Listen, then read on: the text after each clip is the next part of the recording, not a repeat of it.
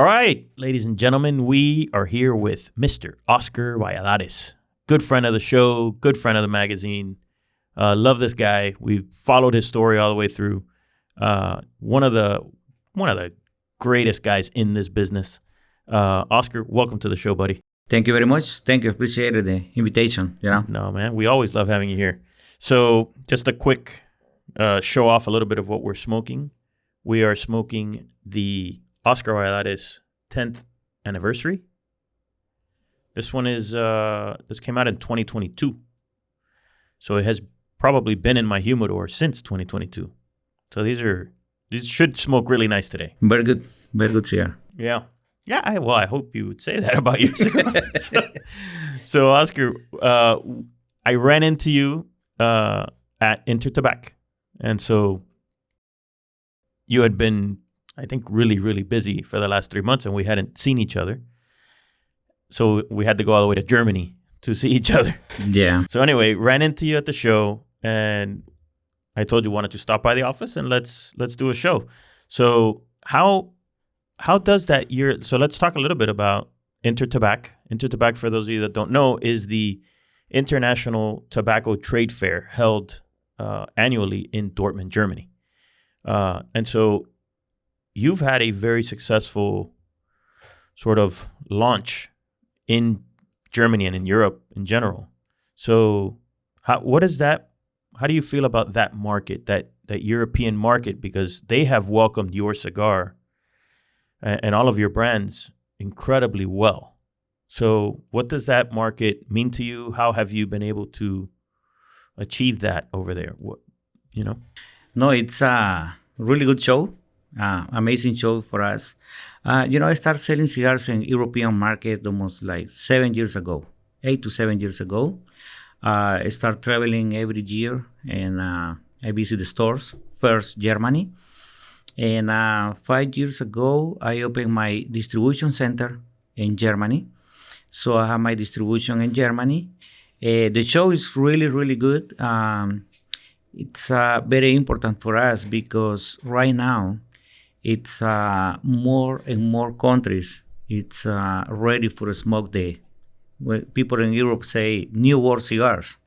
So I think right now the market in European, it's open for smoke and new brands, new cigars, new flavors. So it's really, really good. The show for us is, I tell you, man, amazing.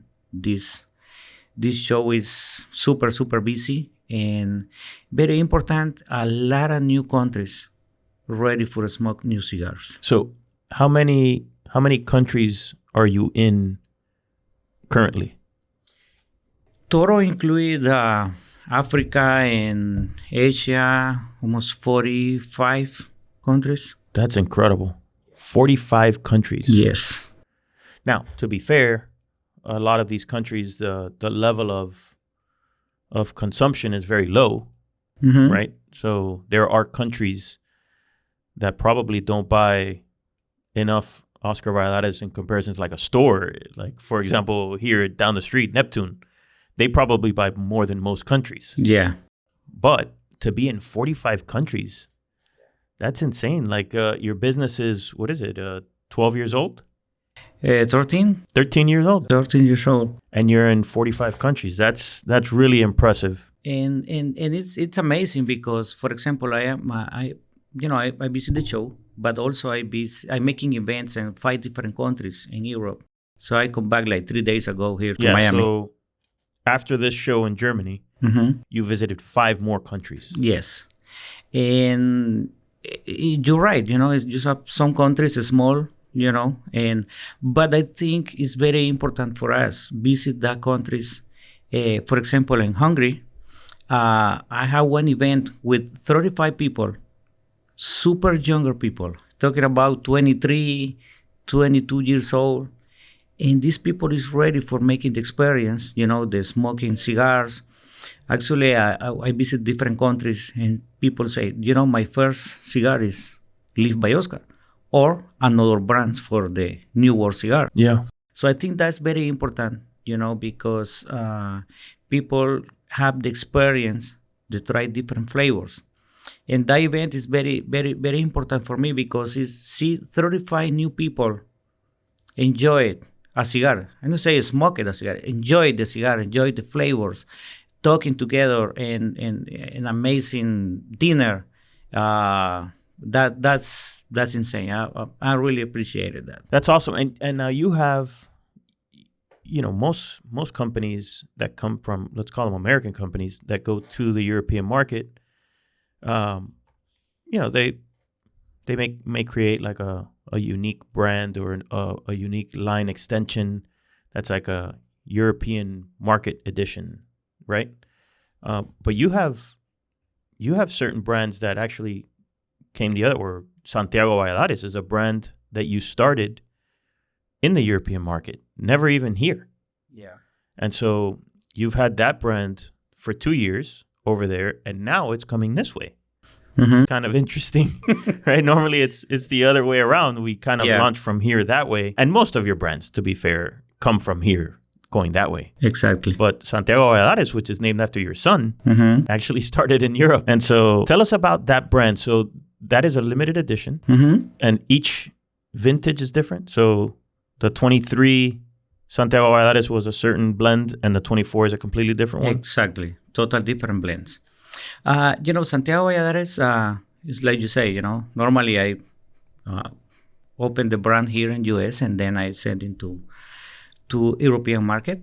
But Santiago Valladares, I make the decision, they are released in Europe. Number one, the sizes. The first round is total different blend. The wrapper, total different colors. But if I remember, that one is a Corona, the first one? Or a Lonsdale? 3 different sizes. Oh, 3 different. Yeah. Petit Toro, Hermoso, and Belicosos. So it's 3 different. It's more like European smoke that size. Not the big ring gauges like what we have here. Yeah.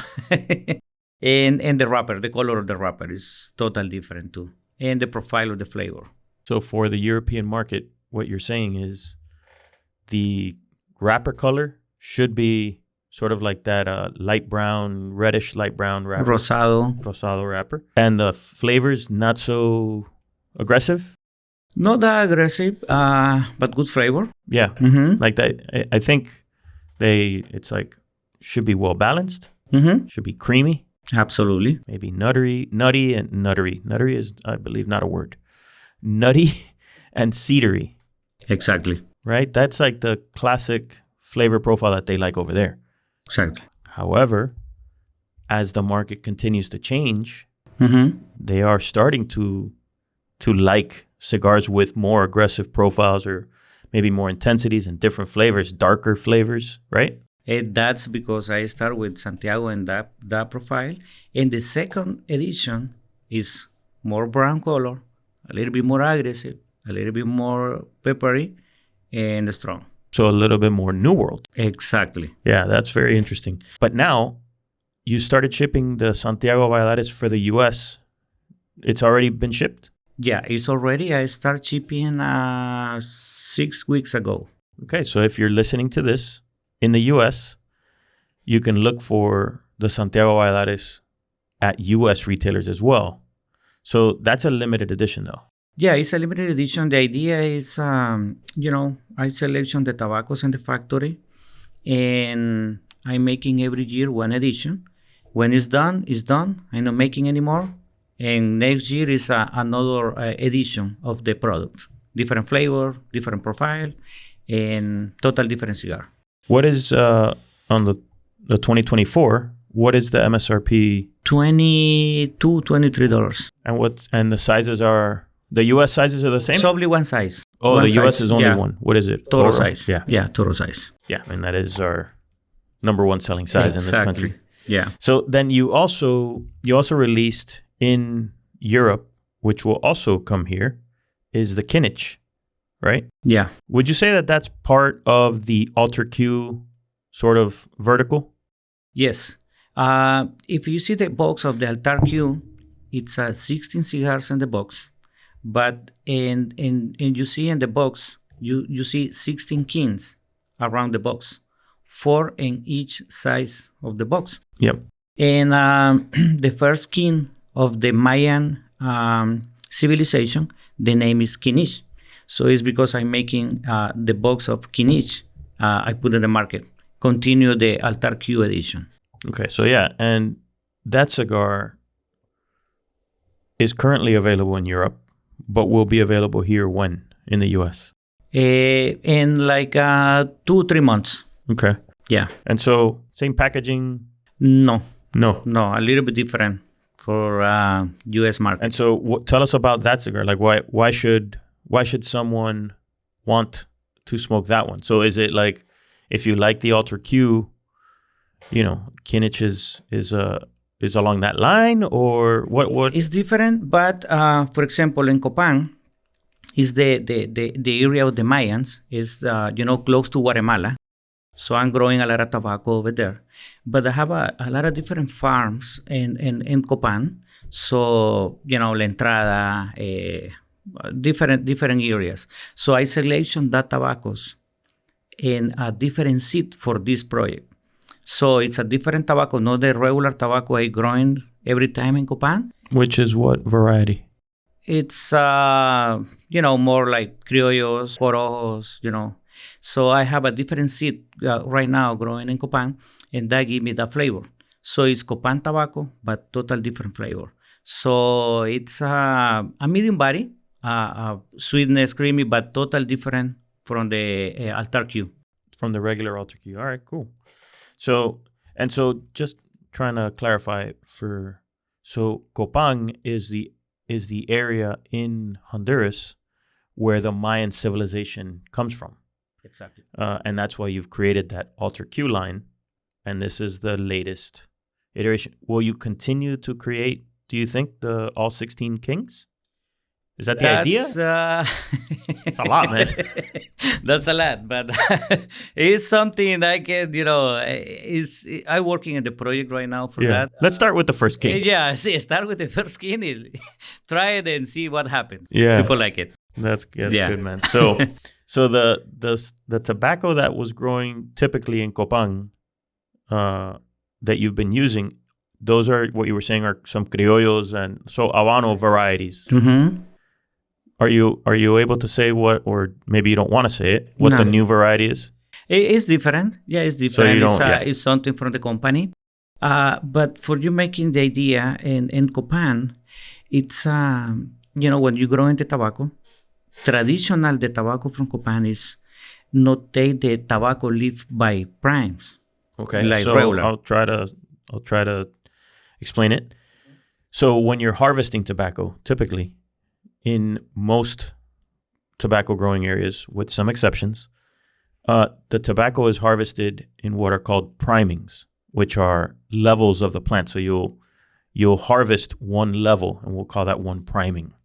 And so what you're saying is in Copan, you take the whole plant. Correct. So it's more like Connecticut stock cut. Exactly. So they once the plant is ready to be harvested, instead of going by primings, they will stock cut the plant, and I imagine hang it upside down, right? Exactly. And more of that tobacco is just for fillers because, it's you take the whole plant and put it in the curing bands, and it's more for fillers. So that way of harvesting results in filler tobaccos. Exactly. Probably also because the leaves get damp. They don't look pretty. Mm-hmm. You can't use them for wrapper when you harvest that way, for the most part, unless you're doing certain maduros. But we won't go down that path. So the idea for these new seeds I'm growing right now, it's more delicate of the tobacco. Tobacco is more delicate. Yeah, more delicate, and take by primes.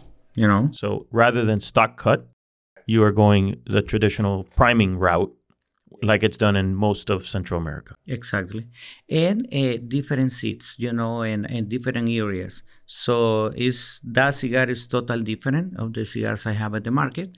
You can feeling a little bit more stronger and peppery. Normally, the tobacco from Nicaragua give to you this peppery and stronger, but the seed I'm growing in Copan give me the flavor, the peppery, small one, not that aggressive, and that's because I really like it. Yeah, I really enjoy it.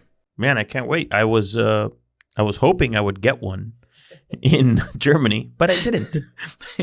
Super, it's super busy. It's. I know he's like a rock star over there. But it's great. I bring one for you.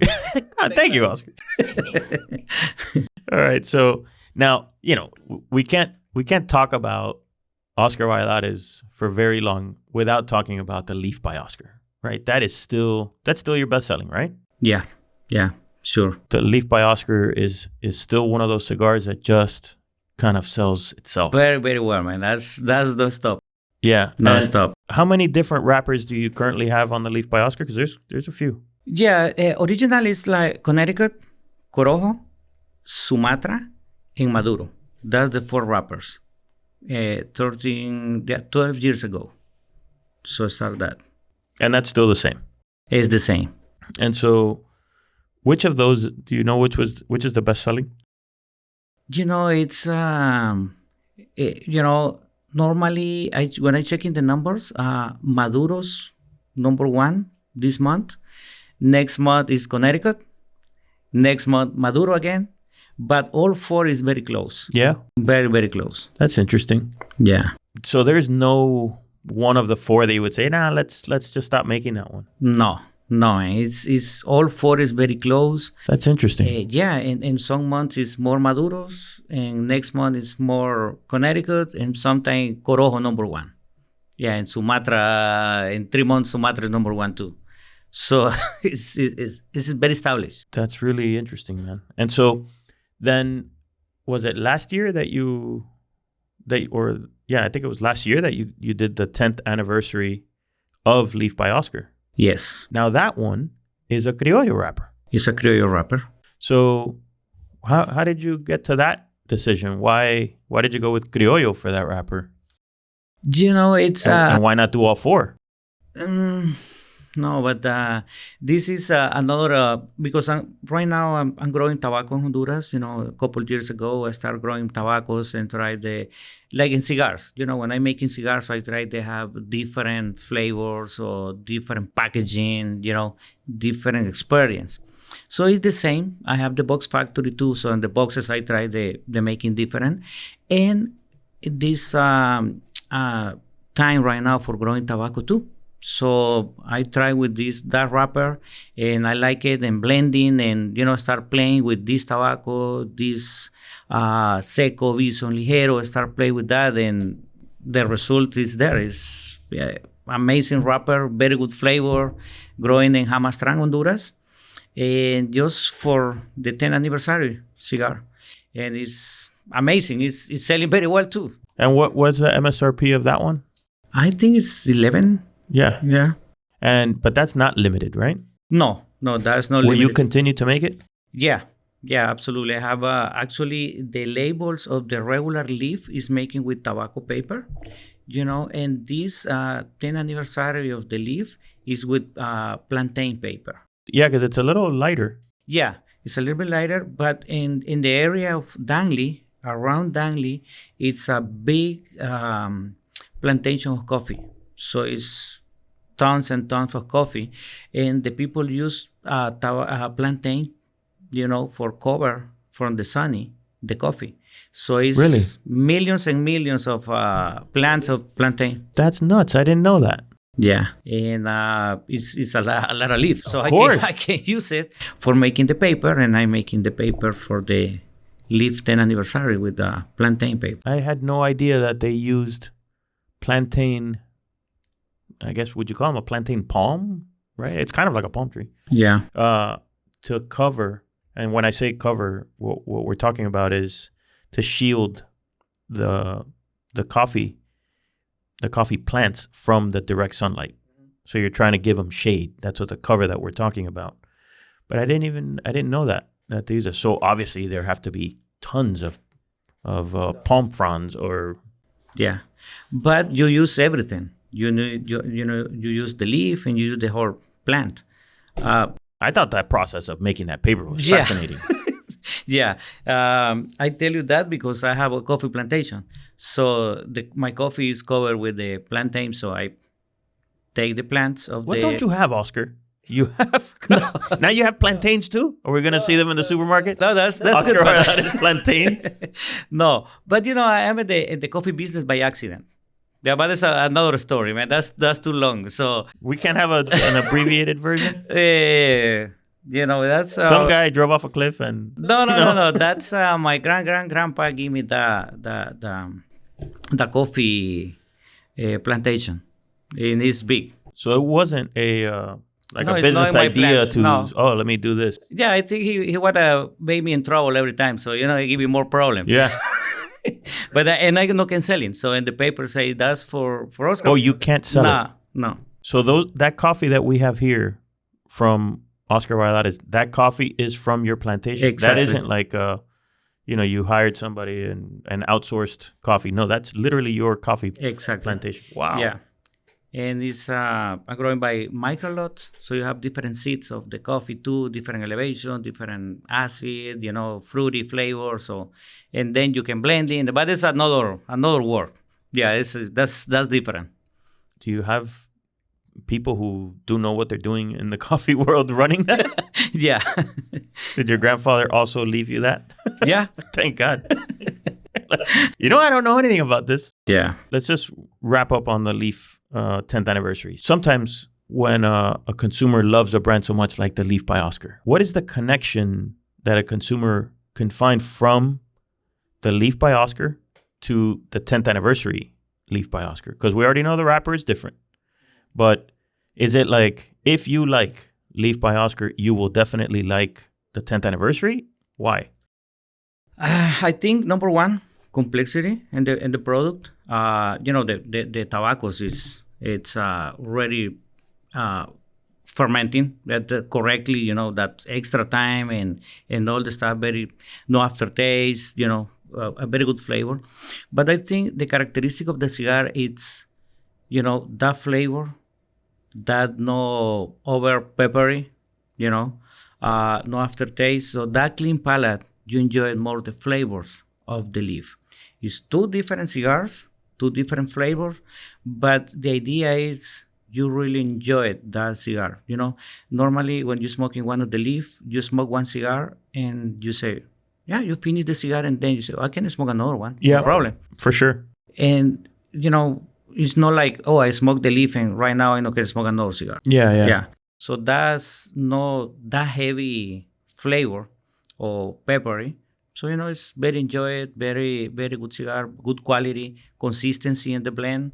So that's the characteristic of the company. All right. So now there may be some confusion because you have what we're smoking right now, which is the Oscar Valladares 10th anniversary. Yes. Not to be confused with the Leaf by Oscar 10th anniversary. Because these were released like a year apart. Right? So even me, when I saw this one, I was like, oh, cool, we got the Leaf by Oscar 10th. But it wasn't. It's the Oscar. This is the company's 10th anniversary, from 2012 to 2022. Exactly. This was a one-time shot? No, that's a Continuous. regular, continue. Not too many, but I making those. What happened is in 2012, I opened the factory. And in my first blend I make it in that factory, the name is Honduras Vintage. That's the first blend I'm making in the factory. No, it's not a factory in that time. Yeah. One table. It was a very small operation. Yeah, but when I rent one factory in Honduras in that time, and I moved there, and it's a couple bales of tobacco, like 20 years old. That were in the factory already? Yeah. So the guy rent for me the factory. He said, Oscar, if you want, I can sell into you that tobacco. So I blend in that tobacco very old with the new tobaccos I have, and I'm making my first brand is Honduras Vintage. So you used that old tobacco on the very first brand you made? Exactly. Wow. Yeah, and I selling in that time just in Central America, Mexico, Aruba, Venezuela. So I selling in the areas. Well, we told that story in the magazine, which is not because it was written by me, but fun story. Yeah. So if you want to dig into Oscar's history before he continues, go to the website, cigarsnob.com, and search Oscar Valladares, and you'll find that story. So, maybe we'll put the show in the show notes. We'll put a link to that story. So you were making the Honduras vintage, and you were only selling it in Central America at the time. Exactly.